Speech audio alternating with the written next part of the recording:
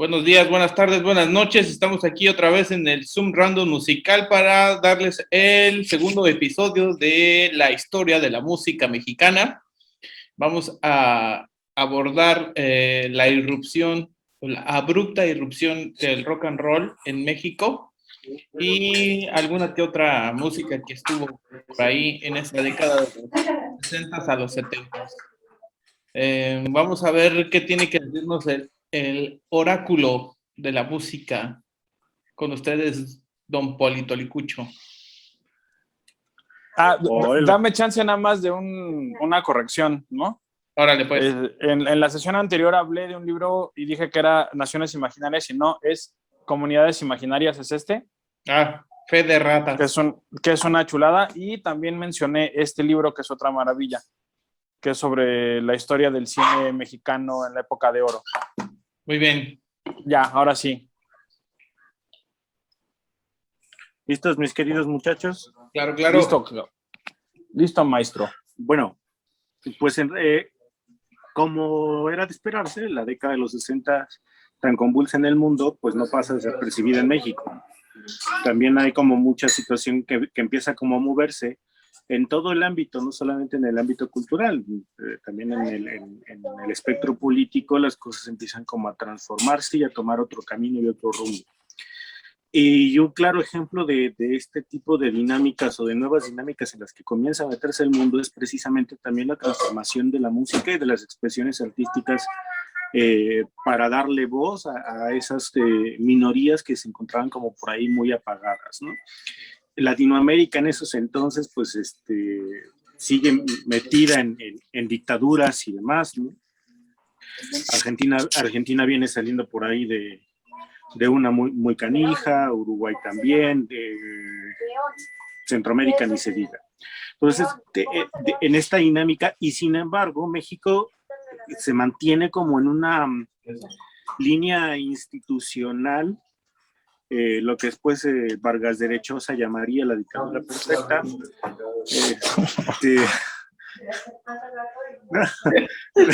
No, que la canción nada les gusta. Que si le tiro a los de izquierda, tumor de TikTok, chingado. Que si le tiro a los de izquierda, le tiro a los de izquierda, que porque a los de derecha están como su expresidente, ningún chile les embona. ¿Chapucero eres tú? Bueno, permítame con el hilo. ¿Sabes cuál es ¿Sabes qué, Poli? El problema no son las coordenadas políticas de tu ataque, sino el sentido del humor, güey. Bueno, es que tengo un humor fino y ustedes lo saben. Ahí sí no hay para dónde hacerse. Pocos lo entienden. Por no decir que es malo, ¿no? Pero bueno, siguiendo con el asunto, justo en esta como dinámica de una dictadura casi perfecta e institucionalizada de la revolución para acá, pues es donde precisamente el rock irrumpe, ¿no? Y rompe incluso con esta constante de una parsimonía nacional y un hastío y una cotidianeidad casi de tintes vamos a llamarle existencialistas, ¿no?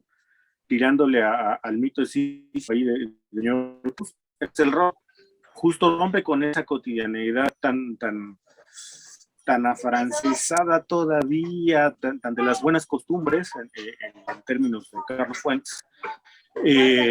Ya parece como si vaya andas repartiendo conocimiento y nombres así, pero como rapero con su quincena, güey. Me dicen el asesino de la cultura. Como cuando...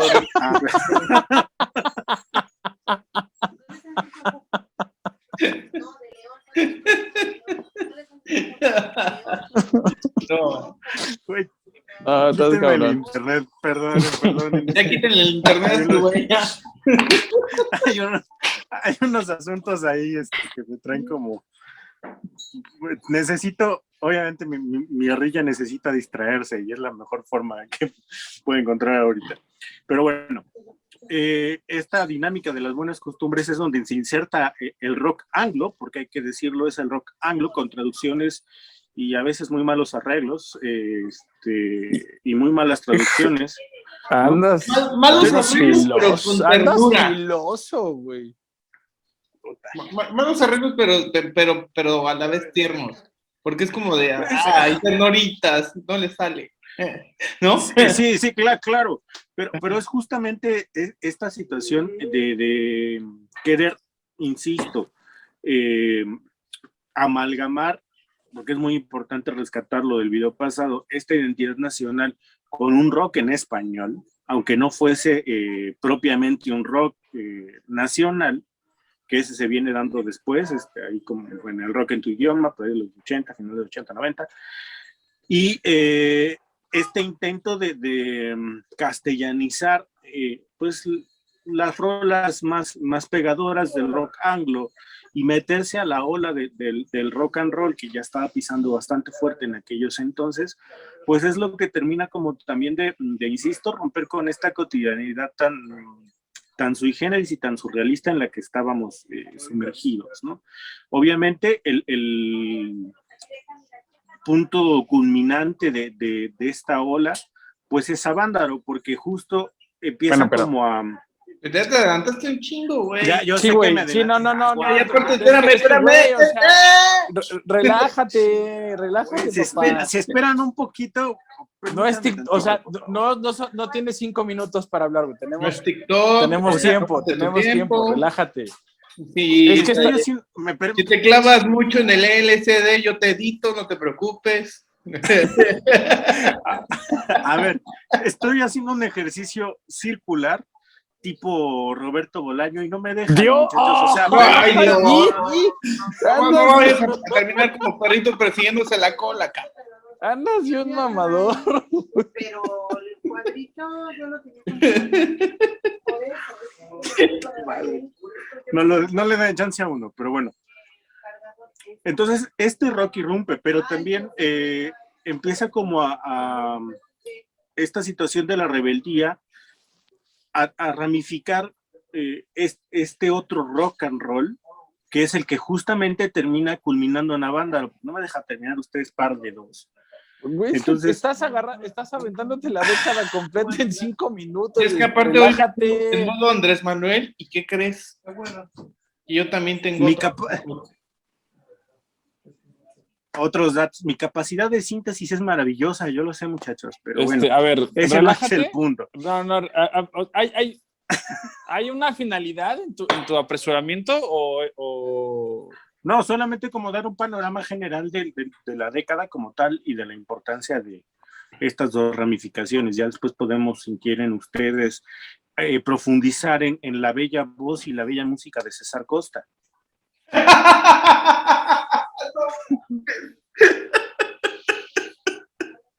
¿Qué tienes contra el pobrecito papá soltero, güey? Déjalo en paz, chingada madre. A ver, es que te falta decir el origen, carnal. Pues dale. Yo tengo otros datos y encontré que hay un jazzista y que sigue esta como simbiosis entre el cine y la música. Y hay un jazzista que se llama Mario Patrón, que empieza a hacer arreglos de rock and roll en su banda de jazz.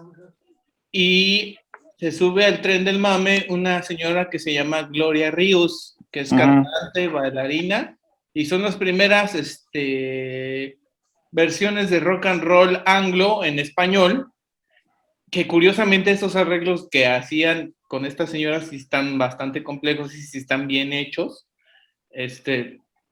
y sí tienen cierto nivel. Y hay otro que se llama Pablo Beltrán Ruiz, Pablo Beltrán Ruiz, que también hacía como rock, el rock, o sea, fueron previos a la retahíla del Poli. Exactamente, eso es lo que por eso te digo que necesitábamos intervenir porque el señor se fue como gorda en tobogán y ya estaba estrellado al otro lado de la alberca. Disculpen ustedes, señor. Adelante, por favor. A partir de este momento, guardo sin... Uy, ya Ay, se qué enojó. dramático eres, hijo, de veras. A ver, tú síguele, Choco. Yo, o sea, creo que sí era importante, si bien la reseña estuvo bien, creo que sí necesitábamos entender que nuestro rock no solo nace de una influencia de Estados Unidos y de un intento de atenuar el potencial negativo, sino que empieza, como tú dijiste, por el cine. Tienes como esos antecedentes que decías, yo no había visto el nombre que dices, al primer vato al jazzista. A Gloria Ríos sí la encontré y te digo que a Pablo Beltrán Ruiz, que también era como el mismo asunto, era músico y dijo, pues el rock deja y lo traigo. Y esos son 56, 57. Porque el rock and roll mexicano, por darle un título, empieza hasta los 60s. Sí. Y los antecedentes son como 3 o 4 películas. Yo nada más me acuerdo ahorita de una que se llama Los Chiflados del Rock and Roll. Sí. Y es chistoso porque cambia mucho la noción del rock and roll en las primeras películas, que lo ven todavía como algo medio peligroso, a los que ya son como de la generación del rock and roll, que lo ven, o sea, que es como esta cuestión de sí, qué bonito el rock and roll y todo esto. Ahora, hay como una imitación de este asunto del Rebelde sin Causa de James Dean. Creo que, porque hay como 3 títulos que se llama Juventud Desenfrenada, donde ya hay música de rock and roll. Y hay otra. Desenfrenada, cierto. La locura del rock and roll, que se llama también. Ajá. Sí, que son como los que están en esta Digo, me permiten hacer una acotación ahí. Incluso antes de esa película, no sé si estamos hablando de esa peli, pero recuerdo una en la que precisamente empieza a utilizarse este tipo de música, rock and roll, pero además también inicia lo que después sería el movimiento motero de las Harley y todo este tipo de toda esta comunidad. Probablemente sea Juventud Desenfrenada. Sí. Posiblemente sí. O sea, no me acuerdo, porque todas esas me las aventé cuando las pasaban en el 2 y en el canal 4. Yo soy más viejo que ustedes. Uy, disculpe. Pero no tiene un pelo de tonto el joven, ¿no? Por eso se rapa, para que ya no le veamos cana. No tengo tan buena memoria como para acordarme de cada una, pero sí hay como o sea, sí había unas que lo veían como esta cuestión de un peligro social contra las que ya están enfocadas a un grupo juvenil y que está llena de cantantes que después serían parte de bandas y después serían solistas, ¿no? Enrique Guzmán, César Costa, Alberto Vázquez, ¿no? Ahora, algo que también quería decir y que viene un poco en estas películas de los 60, los café cantantes, que es donde si tú tenías si tenías un mínimo de talento y un mínimo de dinero para comprar tus instrumentos, podías ir a tocar tus canciones y más o menos, o sea, sí hubo un elemento orgánico en el rock and roll, pero el rock and roll que conocemos yo creo que sí fue bastante corporativo, ¿no? Y yo creo que también por eso no tocaban tan bien, porque eran cosas que se hacían así. No tenías como ese bagaje de irte formando en bares de mala muerte sino que esto fue muy rápido. Y es que aparte hay como una especie de sincronicidad en cómo salen todos los grupos al mismo tiempo y cómo todos al mismo tiempo hacen erupción así. O sea, de repente, sí. O sea, de repente, o sea, de un día a otro, pasamos de tener a Lola Beltrán en los charts, a tener a José Alfredo, a Javier Solís, a tener ya en el chart a los Teen Tops, a los Locos del Ritmo, a los Abson, y toda esta parafernalia de grupos que sí, yo creo que como en un 90% todos están armados de una manera corporativa, que ya encontraron como un producto, un nicho, y la rebeldía también como un producto, como un mercado, ¿no? Y en ese sentido también de la rebeldía, vamos a pegarlo justo con lo que dice David de los cafés cantantes, ¿no? O sea, empieza también a formarse esta oleada de cantautores por ahí, ¿no? Y también empieza a tomar fuerza, obviamente provenientes de la isla, porque ahí es donde digamos que comienza lo que se llama la nueva trova cubana, que después se exporta hacia toda Latinoamérica, y justo es en los 60s donde encuentra como el eco que necesitaba, toda esta situación de movilidad social que comienza justo en esa década. Y los cafés cantantes, llámese el Mesón de la Guitarra y algunos otros por ahí que ya andan como desaparecidos y que incluso ya desaparecieron, terminaron de darles también espacio y lugar a esas voces del rock, pues sí, del rock and roll nacional, por llamarlo de una forma, que no estaban tan bien conformados en un sentido de mercadotecnia, ¿no?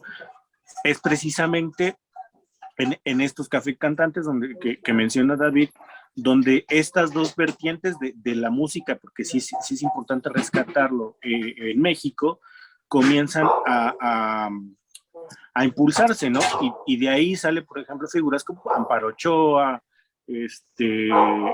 el señor Oscar Chávez, que ya en esos entonces ya andaba después de su gran actuación, pero y también empieza a formarse lo que después se conocería como el movimiento rupestre, que ese en realidad tiene ya su fuerza por ahí de finales de los 70s, principios de los 80s, con Redrogo González, pero es ahí justo en los cafés cantantes donde se da el nicho de todas estas, de todas estas expresiones musicales alternativas a lo que veníamos conociendo junto con los Teen Tops, César Costa y compañía, ¿no?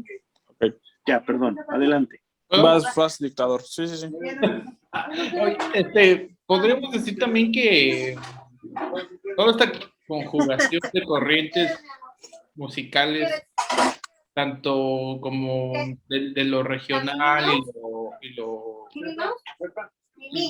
más representativo de México, ya es el Salón México, el mambo, todo esto que se junta con la vida nocturna de la Ciudad de México, esto hizo como que consagró a la Ciudad de México como el epicentro cultural del país, ¿no? Bueno, ya lo era. Fuera de la Ciudad de México, claro. todo es llanero, no mames. O sea, por favor. Bueno. Sí, claro. Pero yo siento que hay un cisma con los cafés cantantes, porque ese fenómeno bueno, yo no tengo registro de que haya... Bueno, es que más bien no sabemos. Aquí hay que tener cuidado porque la historia... Monterrey y Guadalajara toman notoriedad en México en los 90s, ¿no? Con la segunda ola del rock, que ya no es rock en tu idioma, pero digamos la segunda ola de rock en tu idioma. Antes de eso, lo digo medio en broma, pero lo cierto es que la historia se cuenta desde la Ciudad de México. No sabemos si hubo explosiones similares en Guadalajara o en Monterrey. Yo supondría que algo ocurrió. Sí, porque pero no podríamos explicar a la ola chicana que viene ya con la banda. Porque además, esa es la otra. Cuando hablamos de la segunda ola, que es ya una ola más de rock, que es la que nos anticipó Poli, esa es del norte. Entonces, le decían, ¿no? La onda chicana, esa es norteña. Entonces, algo tenía que haber en el norte para que eso surgiera. No podemos tampoco decir... Con la frontera, el intercambio cultural que pudo haber. Pero tenía que haber lugares donde pudieran tocar. Entonces, no creo que, decir como los cafés cantantes solo en la Ciudad de México, no. Aquí pasó, yo creo, aquí fue el epicentro del rock and roll porque además fue un asunto controlado y aquí tenías como la central, estaba lo que después, ¿qué es? Televicentro, es entonces, creo todavía. Telesistemas, los estudios estaban acá. Y estamos viendo que el rock and roll que yo creo que sí valdría la pena decirlo, rock and roll mexicano, es una creación bastante corporativa. Es esta fusión que tenía el PRI de Estado y empresas de vamos a buscar qué es lo que más nos conviene a nosotros. No podemos detener el rock and roll. Vamos a hacerlo... A tropicalizarlo. No solo a tropicalizarlo. Vamos a porque lo cierto es que la escena de rock and roll mexicana está muy domesticada. O sea, donde la escena de rock and roll de Estados Unidos e incluso la de Inglaterra son un poco más bravas y más a contracorriente y tienes problemas, la escena del rock and roll mexicana está muy domesticada. Lo que no estaba domesticado, que eran los café cantantes, lo cierra Uchurto en el 66, me parece. ¿No? Entonces, de ahí te da una idea de qué tan poca fe le tenían a una cuestión que fuera orgánica. Yo creo que de ahí viene la cuestión de lo que pasa en Avándaro en el 71, que es lo que cierra los 60 en México, para mí, se cierran en el 71, porque el cambio es completamente, la década de los 70 es completamente diferente en términos musicales, porque te estás enfrentando ya a una cuestión de una prohibición directa. Pero bueno, llegando a este punto, o sea, sí creo que hay el rock and roll que conocemos, buenos o malos covers, es un intento bastante inteligente de hibridación. Es un experimento que además te da para alimentar a América Latina. Porque nuestras banditas de rock y nuestros solistas y nuestras películas chafitas de rock and roll viajaron por América Latina. Y eso y es porque está controlada. La parte no controlada siempre le da miedo al PRI. Y por eso te quita el café cantante y por eso después tienes las broncas con el movimiento de rock duro que venía del norte.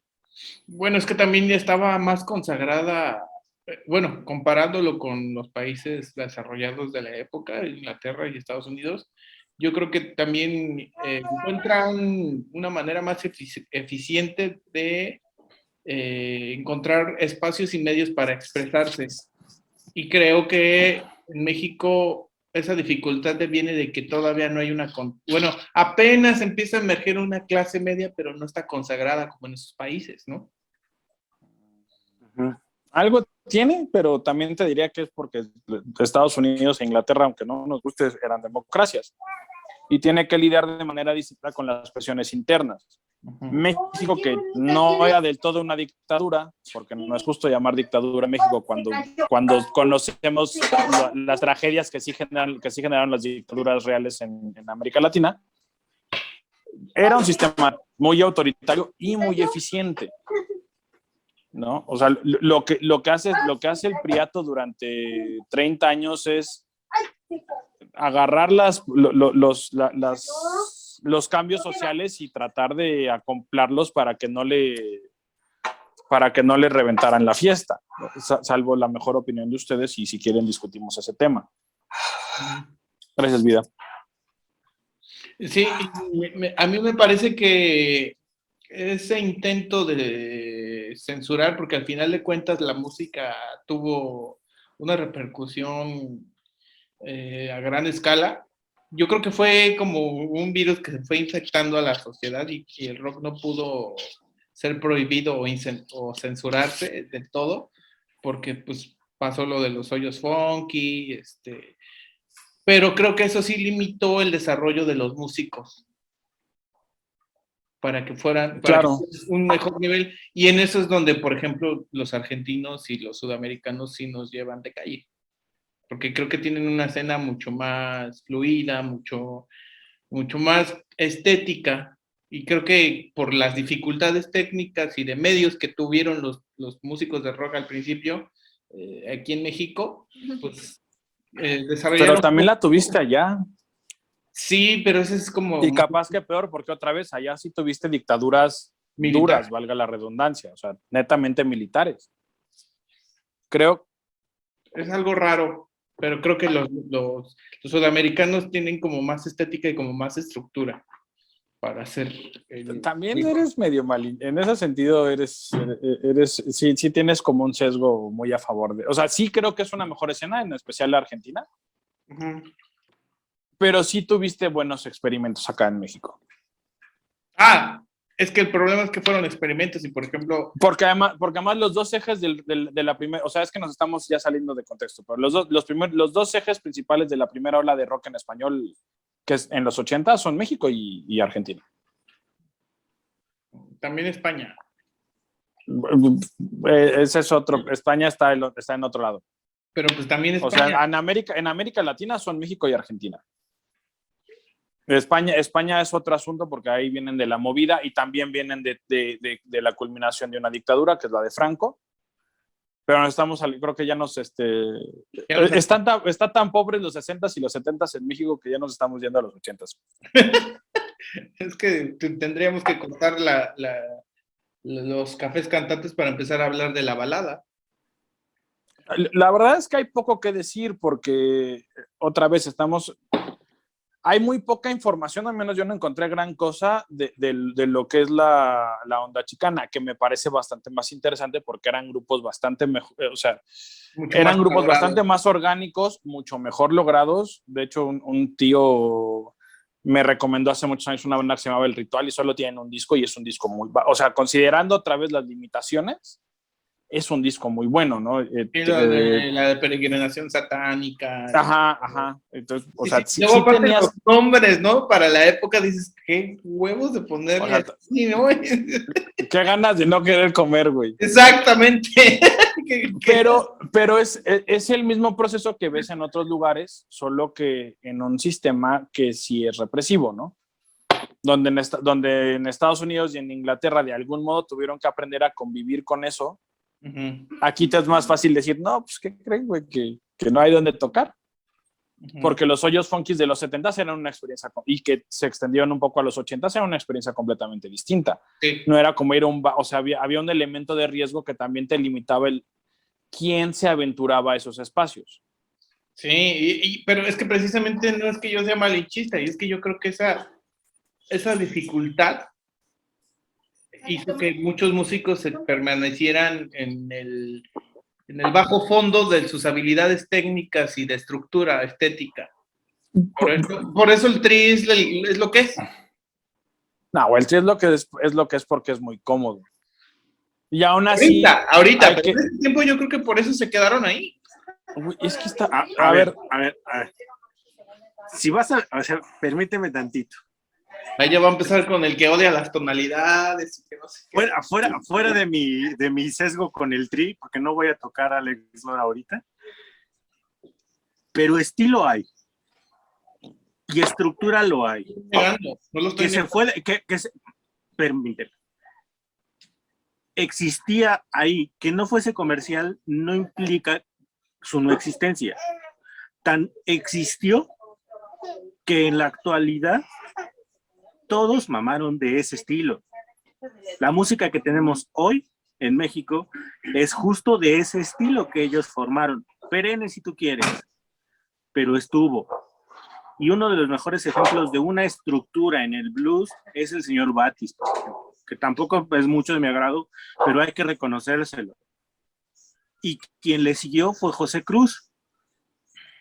Y el estilo de José Cruz, tú escuchas las primeras notas de una de sus rolas y sabes inmediatamente qué es él. El estilo existía. Que no tuviese el boom que las dictaduras en Argentina le dieron a la música, es otra cosa. Porque como bien lo dice David, se vieron obligados a levantar la voz a través de ese tipo de expresiones. Y obviamente el contexto en el que nació el rock argentino es totalmente distinto y es empujado también por esa prohibición muy, muy tácita de ciertas maneras de comunicarse a través de las artes y de ciertos temas muy, muy específicos. Obviamente, México, insisto, en esa cotidianidad laxa a la que estamos acostumbrados, pues forma el estilo, si tú quieres, un poco más lento, pero lo hace. O sea, desde el momento en el que César Costa y los demás se atreven a cantar rock and roll, ya tenemos un estilo perenne ahí. Entonces, aguas con eso. Ya, perdón después de esta linda acotación, dejo que siga. Estoy de acuerdo contigo en cierta forma, pero también tienes que tener en cuenta que quienes estás mencionando, a César Costa, etcétera, a Angélica Vale, ellos son productos corporativos, no son productos orgánicos. Espérenme, porque estamos por todos lados y estamos en todas las épocas al mismo tiempo. Estamos hablando de los 60s, entonces, si es una cuestión, o sea, nuestro rock and roll es una cuestión corporativa, pero otra vez es una cuestión corporativa que recorre América Latina. Entonces, o sea, tenemos que entender eso en el contexto. Y eso ya es un estilo. Tal cual. Y eso es déjate de un estilo, eso es un chingo. Nadie lo había hecho, aquí se hizo y le alcanzó, para llegar a América Latina y hasta España. Es como llegar a un terreno baldío y empezar a quitar la hierba mala para que pongan el centro comercial. Porque no había nada más, o sea, eso empezó acá y eso vale. ¿No? Porque también te habla de las extravagancias de nuestro sistema que fue único en América. ¿No? Fue una sincretización muy exitosa y muy extraña de muchas cosas, pero nos dio un primer rock and roll en español. Y nos dio también una primera ola de rock como tal. No me sé lo suficiente la historia de Argentina para saber si en los 60s estaban produciendo música de alto nivel. Tengo mis dudas, pero a lo mejor sí. Bueno, ahorita me dices como quién. Pero nosotros tuvimos eso. La diferencia es que aquí fue directo, el golpe fue directo. Cuando es Avándaro en el 71, el golpe es directo a lo que es el rock como expresión. Quedan algunos cuantos ejercicios y yo creo que un poco yéndonos al Tri, que terminan funcionando como las caricaturas políticas. Ándale.